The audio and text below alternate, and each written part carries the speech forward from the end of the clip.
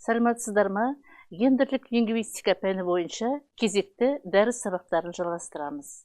Екінші модуль бойынша гендерлік концепт және концептосфера дәріс сабақтарын өтетін боламыз. Бұл дәріс бойынша үш мәселе қарастырамыз. Гендерлік концепт, еркек концептосферасы және әйел концептосферасы. Гендерлік концепт мәселесін талқыламас бұрын, алдымен тіліміздегі концепт, лексикалық мағына, ұғым сөздерінің айырмашылығын, арақатынасын түсініп алған жөн. Сонымен концепт когнитивтік лингвистиканың басты термин ретінде қарастыра бастағаннан-ақ зерттеушілер мағына, ұғым, концепт терминдерінің ара жігін ажыратып көрсеткенді жөн көрді. Олай болса, лексикалық мағына дегеніміз бұл теңеу, топтастыру, жалпылау негізінде қалыптасқан санадағы ақпараттардың редукциясына қатысты адамның ойлау әрекетінің өнімі. Ал ұғым бұл танылатын нысанның мәнді мазмұнды қасиеттерінің жиынтығы. Концептке қатысты зерттеушілердің анықтамалары өте көп, бірақ солардың ішінде жинақтап бірқатарын сіздердің назарларыңызға ұсынып отырмыз.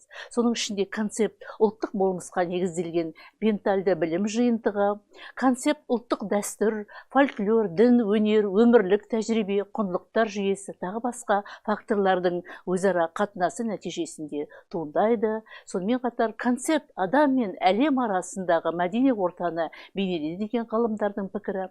Келесі пікір концепт бұл тұжырым, яғни адам санасына тән ойлау қызметінің ғаламдық бірлігі, жинақталған түсінік, ұлттық болмысқа негізделген ментальды білім жиынтығы деп аталатын, яғни тұжырым саланың концептосфераның бірлігі деп аталатын анықтама Бақытжан Қасанұлы еңбектерінде көрсетілген болатын. Сонымен осы айтылған терминдерге қатысты айтылған тұжырымдарды жинақтай келіп, концептосфера дегеніміз не деген анықтама беруге тырысып көрейік. Концептосфера деген халықтық ретке келтірілген концептілер жиынтығы, ойлаудың ақпараттық базасы, негізі. Осыдан келіп енді біз гендерлік концепт дегеніміз не? Гендерлік концепт санада танылу деңгейі мен ақиқат дүниенің болмысына, өзіндік ерекшелігіне қарай метафизикалық, яғни аталық аналық бастау және адамзаттық еркек әйел және мәдени еркектік әйелдік деп шартты түрде жүктеледі. Ал осыдан туындайтын гендерлік концептосфера нені білдіреді? Гендерлік концептосфера халықтың дүниетанымында, рухани болмысы мен тіршілігінде, оның ғалам бейнесінде орын алған жыныс өкілдеріне негізделген кешенді білім жиынтығы. Концепт қалай зерттелу керек? Бұл жөнінде Юрий Сергеевич Степановтың мынандай құрылымдық үлгісін ұсынып отырмыз. Бірінші оның негізгі өзекті белгісі, екінші қосымша тарихи белгісі және үшінші сөз формалары арқылы берілген мағынасы, яғни ішкі формасы.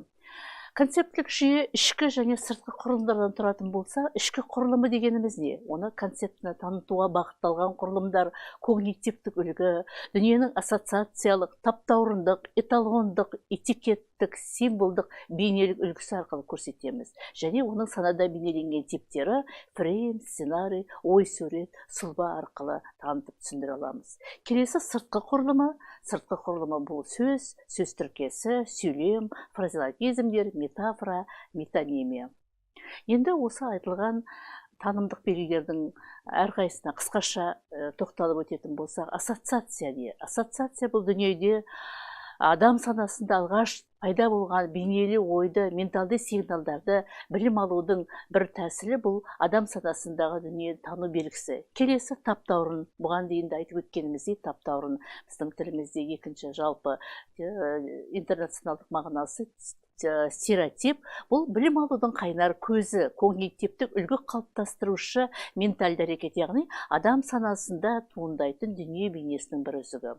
Символ дегеніміз бұл ақиқат дүниенің аса дәріптеліп құрметтелетін ерекше қасиетімен танылған үзіктерін таңбалайды. Сонымен қатар бейне ұғымына да анықтама бере кететін болса, көркем мәтіндерде бұл когнитивтік үлгі қалыптастырушы таңба. Концепт типтері қандай болады? Концепт типтері санада бейнеленуіне қарай әртүрлі формада көрініс береді. Олар форма түрінде, яғни фрейм, күрделі форма түрінде, скрипт және оқиғалы форма, бұл сценарий, сызбалы форма, сұлба, бейнелі форма ой сурет үлгісінде көрініс табады. Ер мен әйел бейнесі тілде бір ғана лексемалар, яғни қарапайым фреймдер емес, тақырыпқа сәйкес күрделеніп, фразеологизмдер, мақал-мәтелдер, сөз тіркестері, сөйлем құрылымдас типтермен танылады. Енді осы тіліміздегі концептосфераны ашу үшін еркек концептосферасына тән белгілер батырлық, ерлік, төзімділік, азаматтылық арқылы танылатын болса, әйел концептісі сұлулық, мейірімділік, нәзіктілік тағы басқа фреймдік тармақтар арқылы толыға түседі. Ал енді қазақ халқының дүниетанымында рухани болмысы мен тіршілігінде, оның ғалам бейнесінде гендерлік концептосфераға енетін еркек концептосферасын біз жігіт, күйеу, аға, әке, ата, ал әйел концептосферасын қыз, келін, ана, қатын, тоқал, тағы басқа ұғымдар мен олардың өрісіне енетін гендерліктер аясында қарастырып түсіндіретін боламыз. Енді келесі мәселе бойынша еркек концептосферасын бұған дейінгі Степанов көрсеткен үлгімен түсіндіріп көрсетуге тырысайық. Сонымен қазақ тілінің түсіндірме сөздігінде еркекке ер жынысты адам, сонымен қатар онымен мағыналас келетін ер, бұл адамның еркек жыныстылар, еркек азамат, және ер бұл батыр, қаһарман, жау жүрек деген анықтама берген.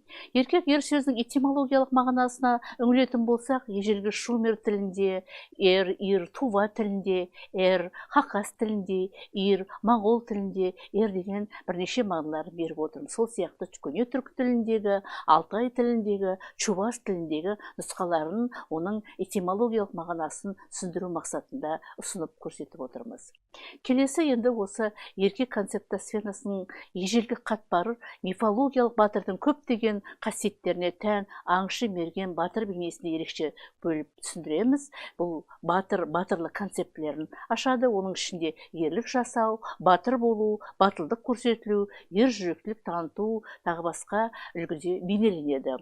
Енді осы концепт құрылымдары санада ой сурет құрап, поэтикалық мәтіндердегі сипаттарын көрсетіп отырған мысалдардан көріп отырсыздар. Буырқанды, бұрсанды, мұздай темір құрсанды, әсіресе Махамбет ақынның жырларында осы сияқты бейнелі ой суреттерді анық көруімізге болады. Келесі концепттік үлгі ретінде жігіттік концептісін ұсынып отырмыз. Жігіттік концептісінің өзін үш тармаққа: бастапқы ұғым, жастық кезеңімен, жас ерекшелігімен байланысты; аралық ұғым, екілік және туыстық жағдаймен байланысты; және қорытынды мәртебелік рөлін бағамдайтын жігіт ағасы, ел ағасы ұғымдарымен танып түсіндіре аламыз. Келесі еркек концептосферасына енетін концептінің түрі бұл әйелдің ері, жұбайы мағынасындағы күйеу сөзі, гендерлексімен синонимдес келетін, және сонымен қатар ерлі-зайыпты жұбында қолданылатын балалардың әкесі.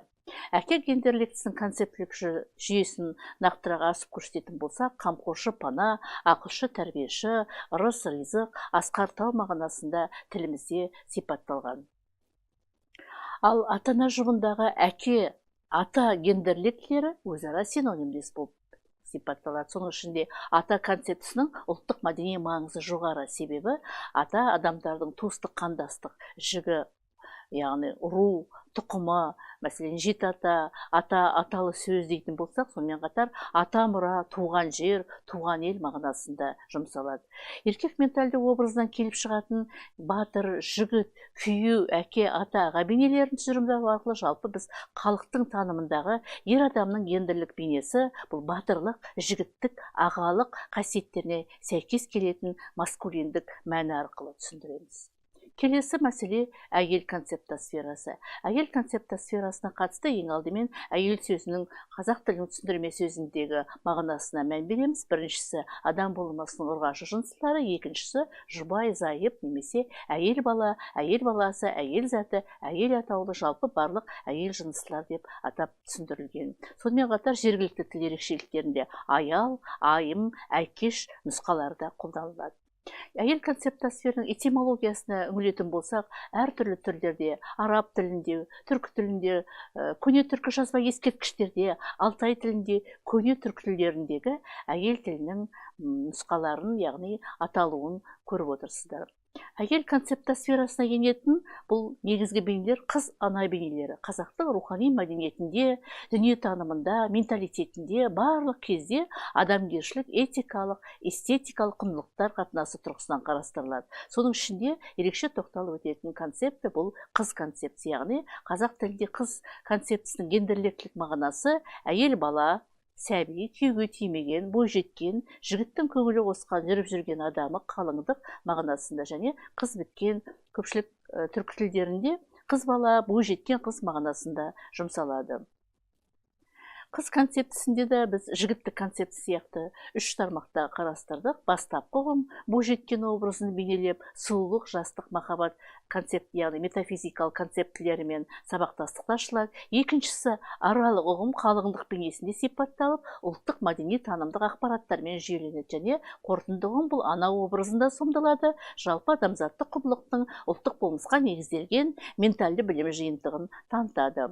Енді тіліміздегі қыз концептісіне қатысты жинақталған гендерліктілерді бірнеше топтарға жіктеп, қыз бойжеткен ару, қыз балғын жас сұлу, қыз арман махаббат, қыз қалыңдық келін, және осымен байланысты, яғни келінмен байланысты жасалатын түрлі ырымдардың барлығын төмендегі слайдта көрсетілген мысалдардан анық көріп түсіне аласыздар. Әйел концептосферасына енетін үлкен концептілік топ бұл әйел, яғни оны тіліміздегі қалыптасқан тіркестер, сөз құрамдары, сөз тіркестеріне қарайтын болсақ, әйел адал жар, отбасының мерекесі деп топтастырамыз. Келесі концептілік үлгіні әйел әдепті, сыйлы келін, сүйікті жеңге, және әйел ардақты ана, ұрпақ тәрбиешісі ретінде топтастырып беруімізге болады. Төмендегі көрсетілген мысалдардан тіліміздегі әйел концептісін жинақтайтын мысалдардың барлығы нақты жаңағы біз көрсетіп, бөліп топтастырып берген концептілік үлгілерден көре аласыздар. Әйел ананың бала тәрбиесіндегі рөлін бағалау, анаға құрмет көрсету, мәртебесін көтеру халқымызға ежелден сіңісті қасиет. Сондықтан ана болғанда ана болады, бала ананың бауыр еті, көздің нұры, ердің анасы, елдің анасы, жұмақ аналардың табаны астында деген сөздің тіліміздегі тұрақты сөз тіркестері, мақал мәтелдер осыны дәлелдей түседі. Сонымен қорытындыда әдеттегідей бүгінгі өткен дәріс сабақтарына қатысты бекіту сұрақтары мен әдебиеттер тізімін ұсынамыз. Яғни бекіту сұрақтарында бүгінгі гендерлік концепт және концептосфераға қатысты қарастырылған мәселелерге сұрақтар, талқылау мәселелер және тапсырмалар берілген. Әдебиеттер тізімінде әдеттегідей тақырыпқа қатысты гендерлік концептіні, концептосфераны, тіліміздегі тұрақты сөз тіркестері, мақал мәтелдер, теңеулерге қатысты қарастырылатын еңбектерді назарларыңызға ұсынып отырмыз. Тыңдағандарыңызға рахмет.